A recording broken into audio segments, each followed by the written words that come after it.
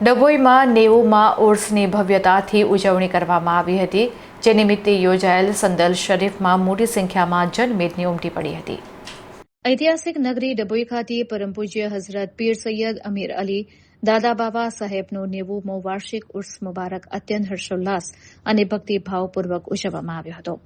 આસ્થાના મહાપર્વ નિમિત્તે ડભોઈ સહિત સમગ્ર ગુજરાતભરમાંથી હજારોની સંખ્યામાં અકીદતમંદો અને મુરીદો દર્શનાર્થીઓ ઉમટી પડ્યા હતા, જેને કારણે સમગ્ર વાતાવરણ ભક્તિમય બની ગયું હતું. ઉર્સ મુબારકના પવિત્ર પ્રસંગે સવારે બરાબર 11 કલાકે સ્થાનિક આયુર્વેદિક કોલેજ ખાતેથી એક ભવ્ય સંદલ શરીફનું સરઘસ નીકળ્યું હતું. આ સંદલ શરીફમાં પેટલાદના સુપ્રસિદ્ધ હઝરત સૈયદ તાહિર બાબા સાહેબે ખાસ હાજરી આપી હતી અને તેમની હેઠળ આ કાર્યક્રમ યોજવામાં આવ્યો હતો. આધ્યાત્મિક મહોત્સવમાં હાજરી આપવા માટે ગુજરાતના વિવિધ જિલ્લાઓ અને તાલુકાઓમાંથી શ્રદ્ધાળુઓનો અવિરત પ્રવાહ જોવા મળ્યો હતો.